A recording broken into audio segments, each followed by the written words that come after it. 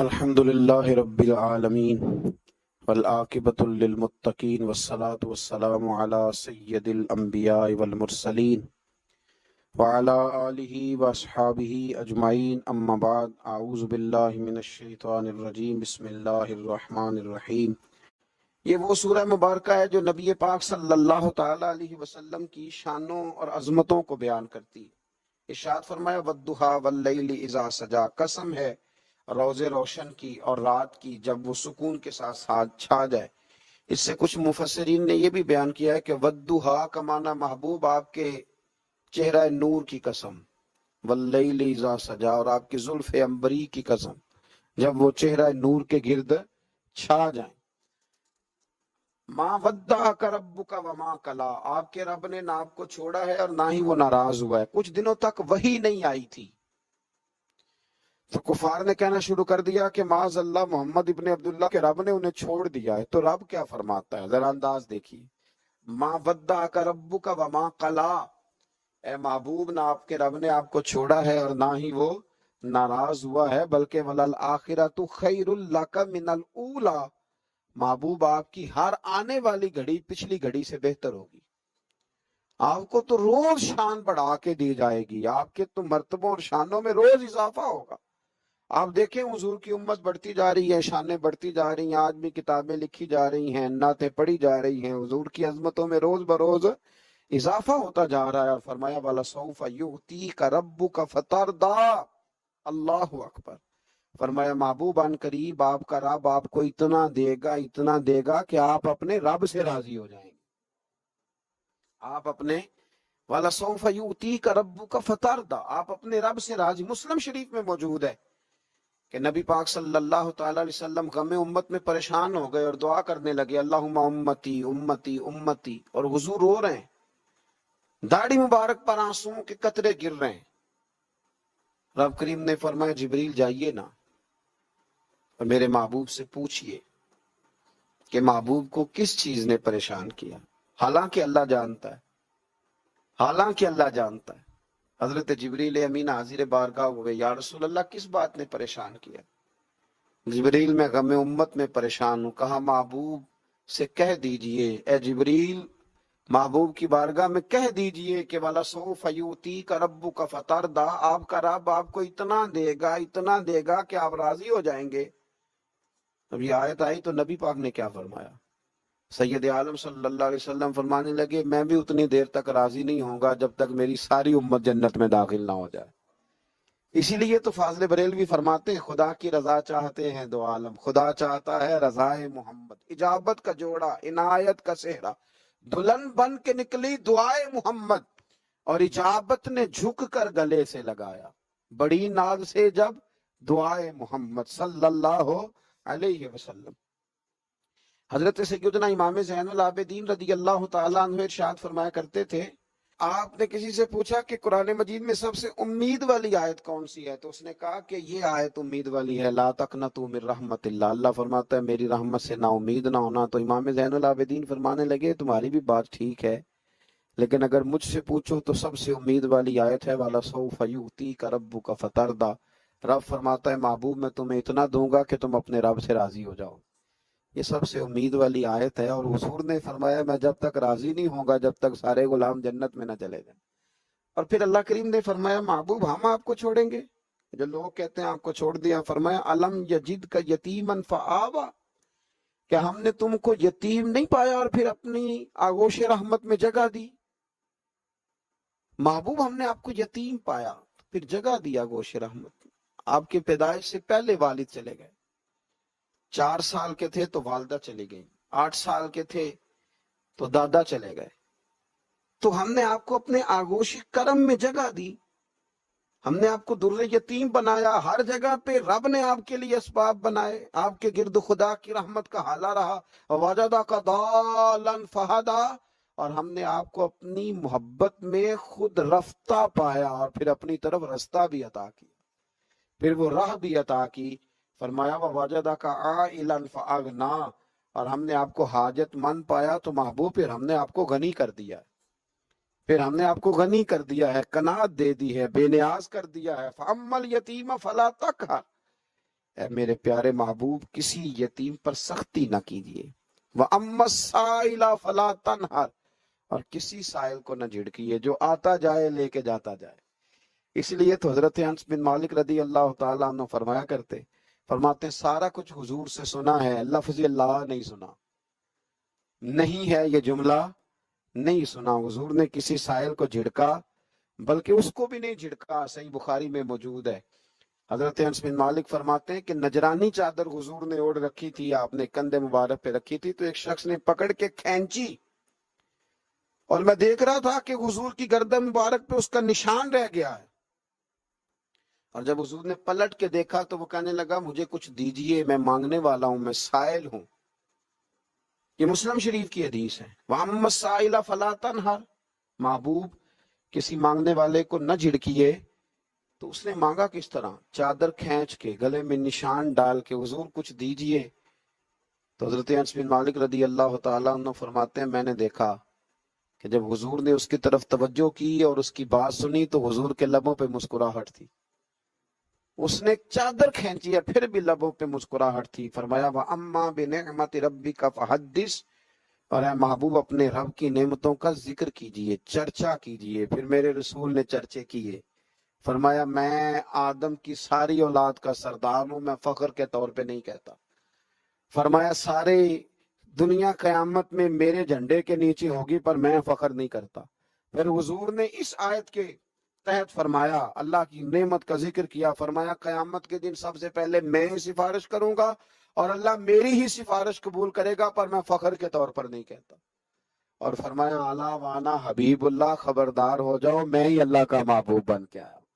پھر حضور نے وہ ساری باتیں بیان فرمائیں۔ تو میرے رسول کریم سید عالم نور مجسم شفیع معظم صلی اللہ تعالی علیہ وسلم نے دار ارقم کے اندر، پہلے حضور آنکھوں کے تارے تھے، پھر یہ حالت ہوئی کہ چھپ کے دار ارقم کے اندر صحابہ نے مجھے کہا کہ باہر جا کے بتانا نہ۔ کہتے ہیں نبی پاک نے جب نصیحتیں کی نا تو حضور نے مجھے یہ نصیحت فرمائی کہ ابو ذر کلمہ تو نے پڑھ لیا ہے، اب لوگ تمہیں برا کہیں گے، ملامت کریں گے، پر تم نے کسی ملامت والے کی پرواہ، تم نے کسی کی پرواہ، تم نے پرواہ نہیں کرنی۔ کہتے میں نے وعدہ کر لیا۔ حضرت ابو ذر غفاری رضی اللہ تعالیٰ عنہ ارشاد فرماتے ہیں کہ میں نے حضور سے وعدہ کر لیا کہ اب میں کسی کی پرواہ۔ اب جب میں باہر نکلنے لگا تو صحابہ میں سے بعض نے مجھے مشورہ دیا کہ ابھی بتانا نہ کسی کو، کیونکہ یہاں لوگ ملامت کرتے ہیں، برا کہتے ہیں، مارتے ہیں۔ تو حضرت ابو ذر کہتے ہیں میں نے ان کی طرف پلٹ کے دیکھا، پلٹ کے، اور میں نے کہا بھائی اب جو جس کے دل میں آتا ہے وہ کہے۔ غلامی کر لی ہے تو اب کر لی ہے، کلمہ پڑھ لیا ہے تو اب پڑھ لیا ہے، اب جس نے جو کہنا ہے وہ کہے، جو کرنا ہے وہ کرے، بات ختم ہو گئی۔ اب طے جو کر لیا ہے، اب تیرے ہو جو گئے، اب تیرے ساتھ نسبت ہو جو گئی تو اب تیرے ہیں۔ اور کہنے لگے میں نے حضور سے وعدہ کیا ہے کہ اب میں کسی کی پرواہ نہ کری۔ داتا گنج بخش علی اجمیری رحمت اللہ علیہ فرمایا کرتے تھے کہ حق بات پر اور سچے رستے پر چلنے کا تو مزہ ہی تب آتا ہے جب دل ٹوٹتا ہے، جب تکلیف ہوتی ہے۔ تو رب فرماتا ہے مجھے ڈھونڈنا ہو تو ٹوٹے ہوئے دلوں کے پاس ڈھونڈا کرو، میں ٹوٹے ہوئے دلوں کے پاس ملتا ہوں، مجھے ڈھونڈو تو وہاں جا کے ڈھونڈو، میں ٹوٹے ہوئے دلوں میں ملتا ہوں، وہاں مجھے تلاش کرو، میں وہاں ملوں گا۔ جب آپ کی لوگ مذمت کرتے ہیں، جب آپ کو لوگ برا کہتے ہیں اور آپ ہوتے ہیں حق پہ، پھر مزہ کتنا آتا ہے، پھر لطف کتنا آتا ہے۔ آپ بظاہر تکلیف میں ہوتے ہیں لیکن وہ جو آپ کے اندر کی، اور پھر آپ کو وہ چیزیں محسوس کرنے بھی مزہ آتا ہے کہ نبی کتنی تکلیف میں رہے، رسول کتنی۔ ایک بات میں نے سورہ اعراف میں دیکھی، اس کو کبھی کبھی دیکھتا ہوں تو میں برتا حیرت میں گم ہو جاتا ہوں کہ یہ بھی ہوتا ہے۔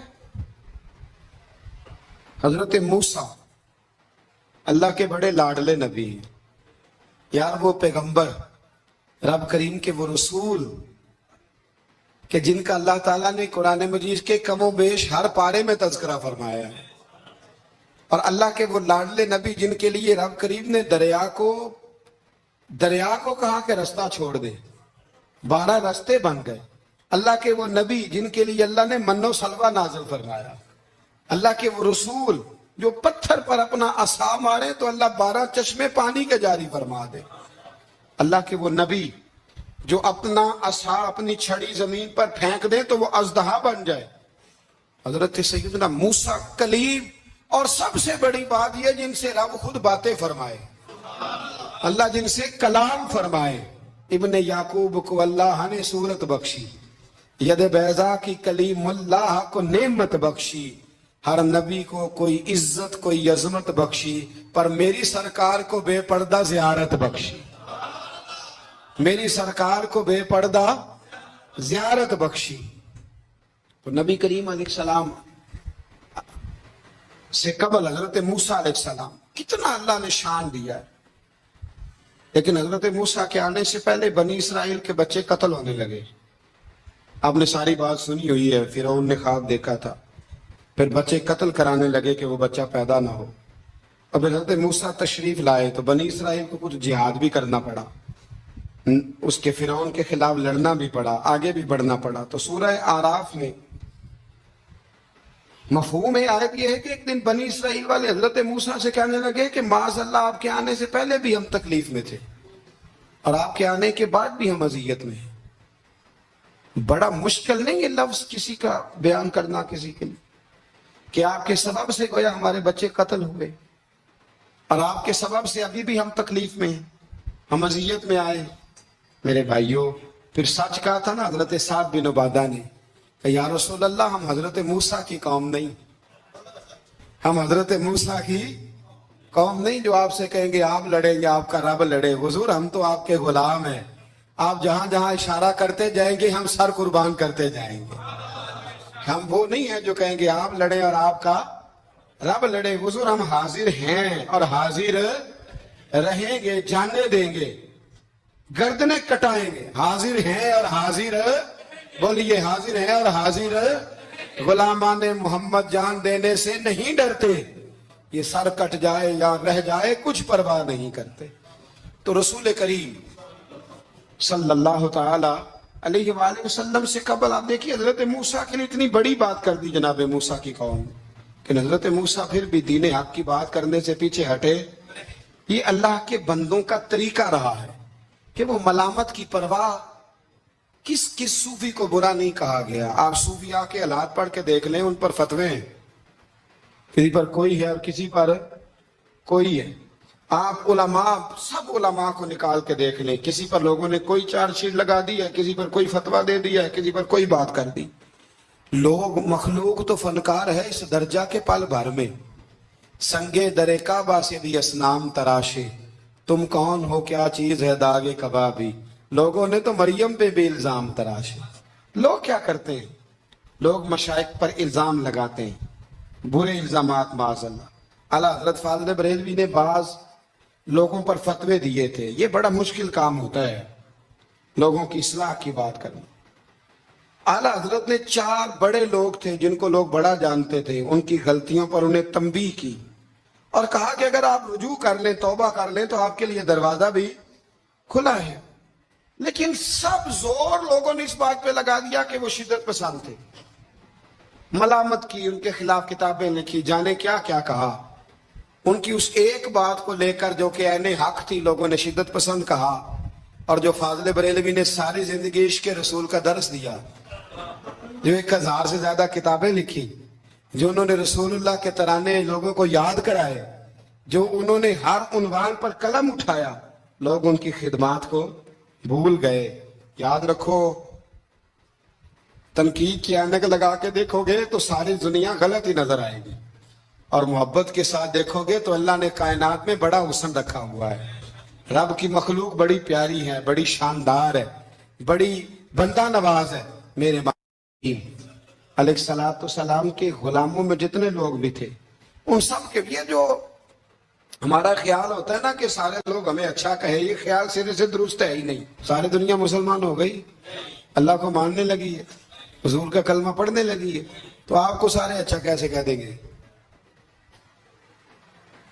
جب رب رسول کے بارے میں ابھی سارے لوگ کلمہ نہیں پڑھتے، مطیع اور فرما بردار ہے، تو آپ کا یہ دعویٰ کیسے ہے؟ آپ یہ کیسے محسوس؟ محبوب کریم علیہ السلام نے فرمایا 2 گروہوں میں جو صلح کرائے گا رب 2 حج اور 2 عمرے کا ثواب عطا فرمائے گا۔ اب اگر اس نے اس لیے صلح کرانی تھی واقعہ ہی کہ یہ دونوں گروہ مجھے چودھری مانے، تو پھر تو ایک نے انکار کر دیا کہ میں چودھری نہیں مانتا، تو یہ پیچھے ہٹ گیا۔ تو اگر اس لیے صلح کرانی تھی کہ رب 2 حج اور 2 عمرے کا ثواب دے، تو پھر کوئی اچھا کہے یا برا کہے، اس کو چاہیے یہ آگے بڑھے اور 2 لوگوں کے سروں کو جوڑ دے، صلح کرا دے، اطمینان کرا دے، شعور کرا دے۔ ہمارے ہاں یہ ہوتا ہے کہ ہم جب یہ دیکھتے ہیں نا کہ لوگ کیا کہہ رہے ہیں، لوگوں کا کیا مطمع نظر ہے، تو ہم بہت ساری کمزوریوں کا شکار ہوتے ہیں، بہت ساری کوتاہیاں کر جاتے ہیں، بہت ساری غلط فہمیاں اور غلط فیصلے ہم سے سرزد ہوتے ہیں۔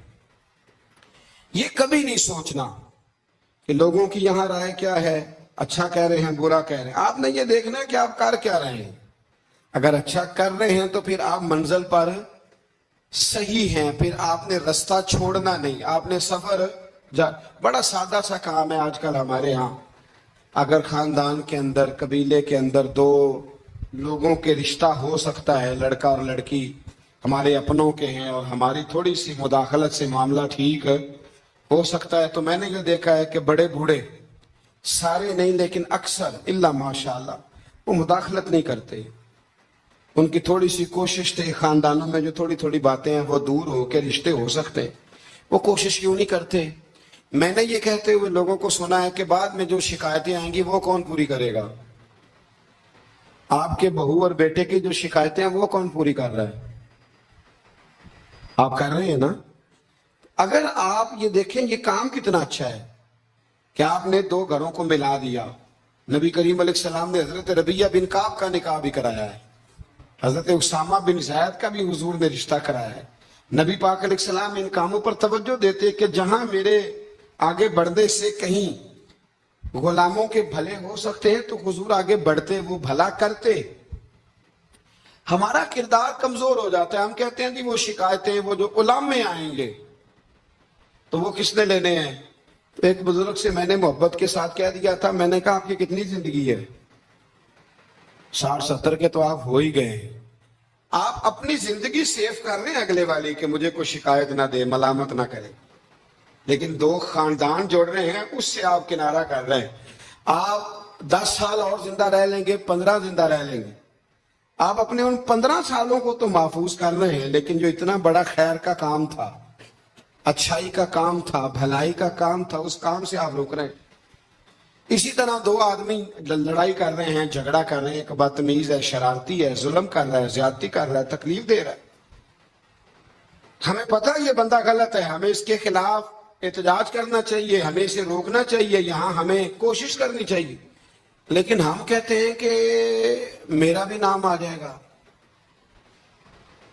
تو اس کے بارے میں لگا ہوا ہے نا۔ تو بھائی یہ یاد رکھیں، مکافات عمل ہے، اگر شر کو روکا نہیں جاتا تو شر پھیل جایا کرتا ہے۔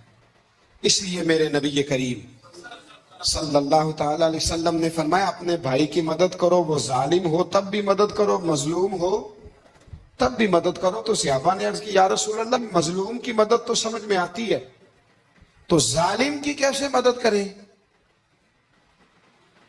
اگر بھائی ظالم ہو تو پھر بھی مدد کرو، تو مظلوم کی مدد تو سمجھ میں آئی، تو یہ جو ظالم بھائی ہے اس کی کیسے مدد کریں؟ تو حضور نے فرمایا اسے ظلم کرنے سے روک دو، یہ بھی تمہارے لیے اس کی مدد ہوگی کہ تم نے اسے بہت بڑے ظلم اور زیادتی سے روک دیا ہے، اسے سمجھاؤ کہ یہاں تم غلط ہو، یہاں تمہارے اندر کوتاہیاں پائی جاتی ہیں، تو اسے منع کر دو، یہ بھی تمہاری مدد ہے۔ ہم کیا کہتے ہیں؟ ہم کہتے ہیں کہ مینو کی لگے، میرا بھی ذکر آئے گا، میرا بھی، تو بھی ایسا نہیں ہوتا۔ شر کو روکنا ہے، برائی کو روکنا ہے، پھر اس رستے میں اگر کوئی شخص ملامت کرتا ہے تو اس ملامت کی پرواہ نہیں کرنی، یہ قرآن مجید کا حکم ہے۔ حضرت ابو ذر غفاری رضی اللہ تعالیٰ عنہ کہتے ہیں کہ دار ارقم میں نا صحابہ کرام چھپ چھپ کے نمازیں پڑھتے تھے، اور یہ بھی آپ یاد رکھ لیں کہ جب تک نبی پاک صلی اللہ علیہ وسلم نے اعلان نبوت نہیں کیا تھا تو حضور سارے مکے والوں کی آنکھوں کے تارے تھے، سارے صادق اور امین کہتے تھے، اور جب حضور نے کہا قولوا لا الہ الا اللہ، کہو کہ اللہ کے علاوہ کوئی معبود ہے، اب کیا ہوا ہے؟ اب دو مسئلے ہوئے، ایک تو کچھ لوگوں کے مفادات کو ٹھیس پہنچی،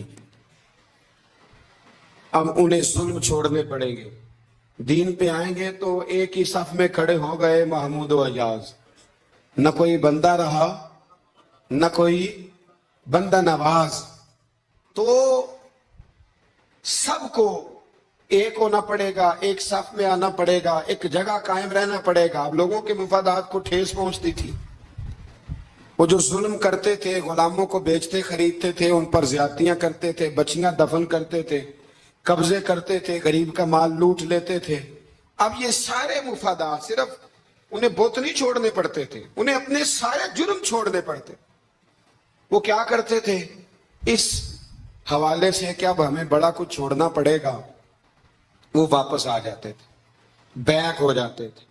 بہت سارے کام ایسے تھے جن میں وہ کمزوری کا شکار ہوتے تھے، وہ محسوس کرتے تھے کہ ہمارے لیے مشکلات بڑھتی چلی جا رہی، تو پھر وہ مخالفت کرتے تھے۔ پھر بات ذرا آگے بڑھی، میرے نبی رحمت، نور مجسم، شفیع معظم صلی اللہ تعالی علیہ وسلم کی انہوں نے معاذ اللہ مخالفت شروع کر دی۔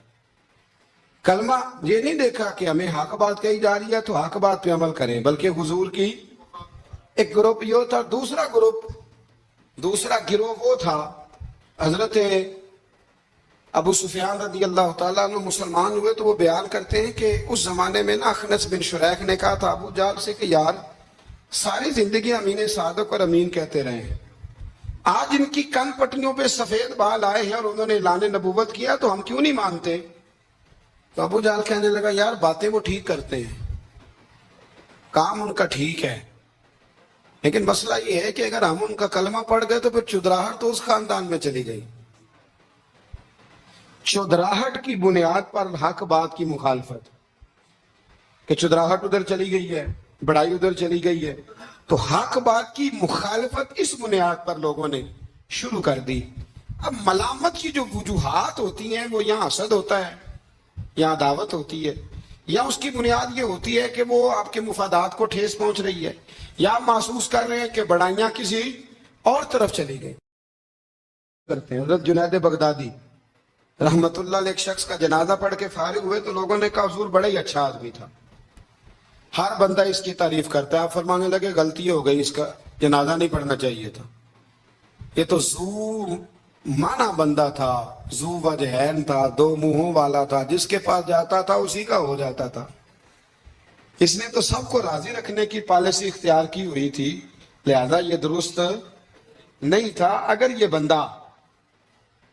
یہ بندہ سچا ہوتا، حق بات کہتا تو لوگ اس کے مخالف بھی ہوتے، اگر یہ صحیح رستے پر ہوتا تو لوگ اسے برا کہنے والے بھی ہوتے، تو چونکہ یہ درست نہیں تھا، باتیں چھپاتا تھا، غلطیاں کرتا تھا، جدھر جاتا تھا اسی کا ہو جاتا تھا، لہذا کوئی اسے برا نہیں کہتا، تو اس کا مطلب یہ ہے کہ یہ حق بات نہیں کہتا تھا۔ حضرت جنید بغدادی خود ایک دن گزر رہے تھے گلی سے، مرید شاگرد عقیدت مند ساتھ تھے،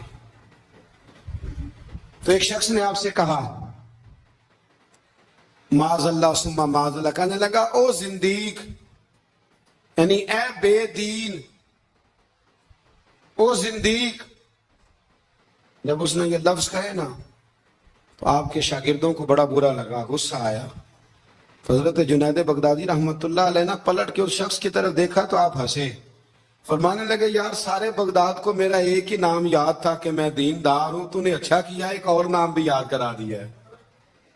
چلو ایک اور نام بھی لوگوں کو یاد ہو گیا، پہلے سارے بغداد کو میرا بولیے ایک ہی نام پتا تھا کہ جنید بڑا اچھا کیا تو نے۔ حضرت مولانا ظفر الدین صاحب بہاری ملک العلماء، انہوں نے بخاری کی شرح لکھی ہے، اعلیٰ حضرت رحمت اللہ علیہ کے خلیفہ تھے مولانا ظفر الدین بہاری رحمت اللہ تعالی علیہ۔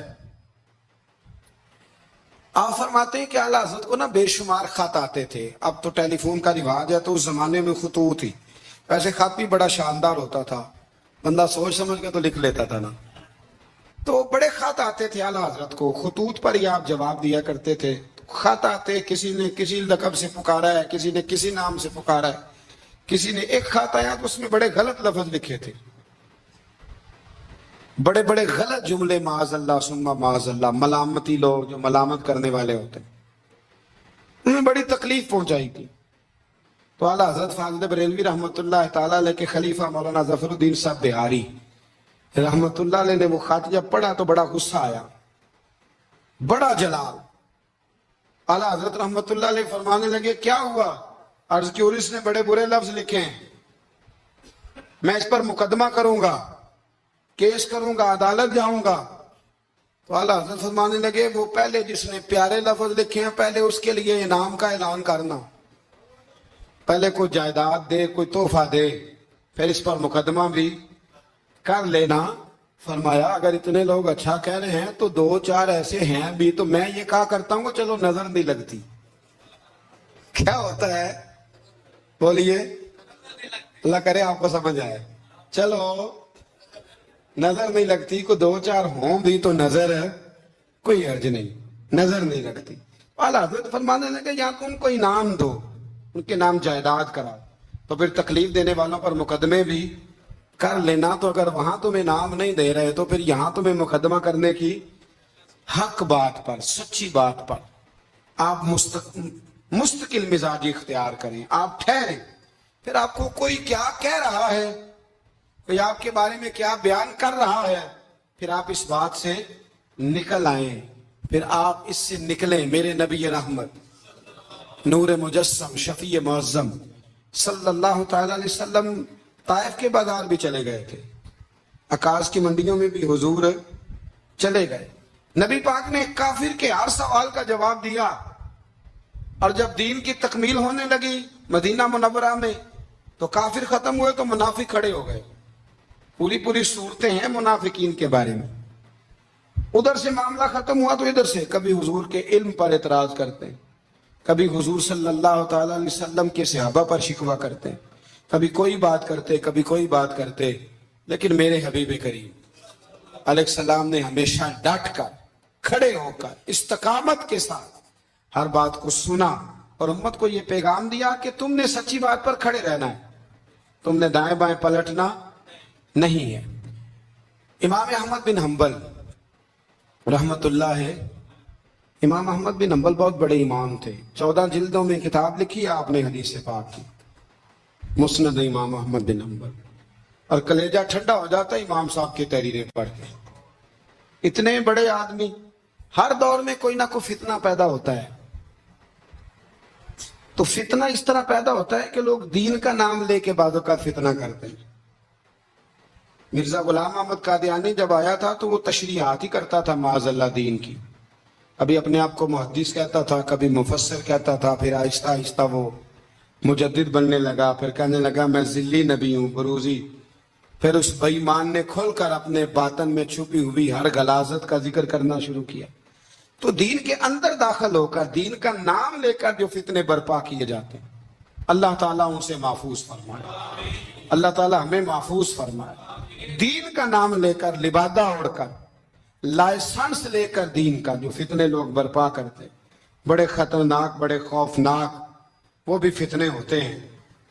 حضرت امام احمد بن حنبل کے زمانے میں ایک فتنہ اٹھا تھا خلق قرآن کا. خلق قرآن کا، یہ قرآن اللہ کی تخلیق ہے، یہ اللہ کا کلام ہے.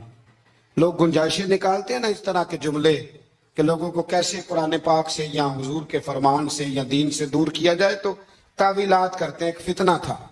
امام صاحب نے ڈٹ کے فتویٰ دیا کہ قرآن مجید اللہ کا کلام ہے، یہ اللہ کا کلام ہے، حضور علیہ السلام پر نازل ہوا ہے. امام صاحب نے اعلان کیا، ڈٹے، تو بادشاہ وقت نے آپ کو قید کر دیا. پولیس بھیجی، امام صاحب کو پکڑ کے لے گئی. جیل میں جانا کو برا نہیں، سارے جیل میں قیدی برے نہیں ہوتے. جیل میں تو حضرت یوسف بھی رہے ہیں، حضرت یوسف علیہ السلام بھی جیل میں. سارے لوگ جرم کر کے نہیں آئے ہوتے، کچھ عدل کر کے بھی جیل میں آئے ہوتے ہیں. لیکن اس کا غلط ترجمہ نہ کر لینا، جیل میں برے بھی ہوتے ہیں، برے بھی جیلوں میں اپنی مرضی کی لائنیں بھی لوگ بنا لیتے ہیں نا. تو अच्छे लोग भी बाज़ औक़ात बाज़ आजमाइशों के सबब जेलों में जाते हैं। इमाम अहमद बिन हंबल को जब गिरफ्तार करके ले गए ना, तो इमाम साहब कुछ दिन जेल में रहे। जब वापस तशरीफ लाए इमाम अहमद बिन हंबल रहमतुल्लाह अलैह, जब आप वापस तशरीफ लाए तो आपके साहिबजादे कहते हैं कि अबुल हसन नाम का एक चोर था, अबुल हसन नाम का पक्का चोर था। पक्के चोरों का भी सबको पता होता है ना, सारा बगदाद जानता था कि पक्का चोर है। लेकिन इमाम साहब कुछ महीने जेल में रह के वापस आए तो हर नमाज के बाद उस चोर के लिए दुआ करते, कहते अल्लाह अबुल हसन पे रहम फरमा, अल्लाह उस पर। हद हो गई हजरत, चोर से मुलाकात। अब आप जेल जाएंगे तो ऐसे लोगों से मुलाकातें तो होंगी ना, कातिलों से भी, चोरों से भी, दहशत गर्दों से भी, तखरीबकारों से भी। इमाम साहब की मुलाकात हो गई थाने में, जेल में। हर नमाज के बाद दुआ करते। आपके साहिबजादे कहते हैं मैंने एक दिन कहा अब्बा जी उस चोर के लिए आप दुआ करते हैं तो नमाज में बड़े नमाजी शरीक होते हैं, किसी नमाजी का ख्याल कहीं जाता है, किसी का कहीं जाता है, तो आप बता ही दे बात क्या है। तो इमाम साहब फरमाने लगे यार है वो चोर, पर उसने मुझे एक बहुत बड़ी नसीहत कर दी चोर ने। हम तो मुहद्दिसीन और उलमा की बात नहीं ना सुनते, तो नसीहत लेने वाले कहते हैं जहां से अच्छी बात मिले वहां से ले लो। कहते हैं चोर ने मुझे एक नसीहत की। हुजूर वो क्या? कहते हैं जब मैं थाने में गया तो वो भी थाने में था, मेरे साथ मुलाकात हुई तो कहने लगा हुजूर आप हक और सच पे हैं, हुजूर आप हक और सच पे। कहने लगा मैं चोर हूं, चोरी के इल्जाम में आया हूं, पहली दफा नहीं आया, कई दफा आ चुका हूं, बादशाह और कोतवाल के यहां मेरा नाम दर्ज है, कई दफा आ चुका हूं, मेरा इनके पास नाम दर्ज है। ये मुझे बड़ा मारते हैं, पर मैं बुरा हूं तो बुराई पे डटा हुआ हूं, मैं कभी बाज नहीं आया। ये मुझे मारते हैं, मेरी जमानत होती है, फिर जाता हूं, बुरा काम करता हूं।